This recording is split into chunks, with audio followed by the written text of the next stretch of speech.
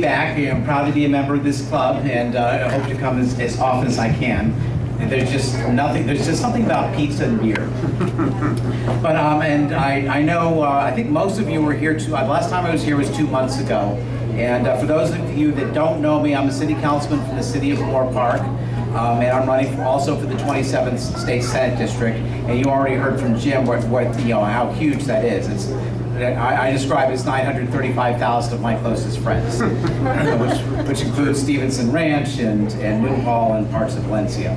But I did want to give you an update. Since I last spoke to this group 2 months ago, Lynn Pollock was kind enough to take me on a tour of where Newhall Ranch project is going to go in, and we did determine that, in fact, where it is going in is within the 27th district. And it's one of the things I do in the city council is I'm on the community development committee. So any land use decisions in the city of Moore Park, at least, have to get past me as a pre-screen before they get to the city council. And we recently rejected a 3,500 home development that was going to go north and east of Moore Park College.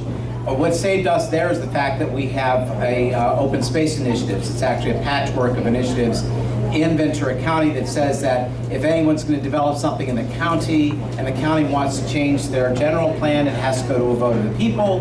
And if you're a city and you want to annex land outside of your city boundaries, it has to go to a vote of the people. So for us, being able to stop a 3,500 home development, I won't say it was easy, but it was the odds were in favor of the people of the city, because we ultimately had the final word. And they actually came to us it's been up for 2 SOAR votes.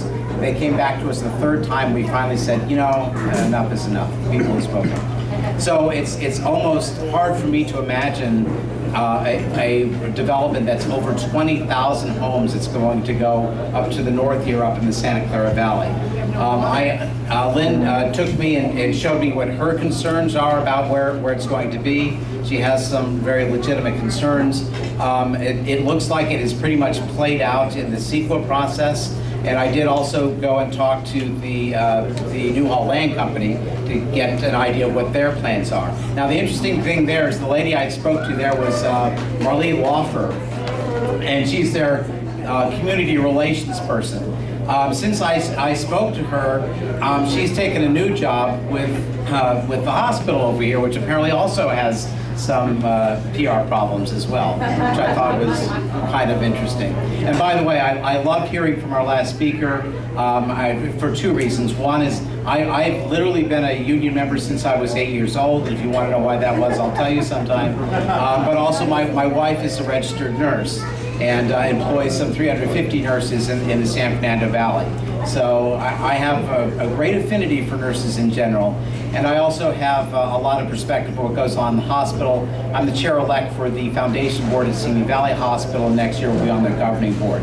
So I'll save talking about healthcare for another time, but just so that you know, issues important to me are obviously local constituency work, public education, healthcare, and the environment. And I'll be here every month that I can, and I appreciate the opportunity to speak to you.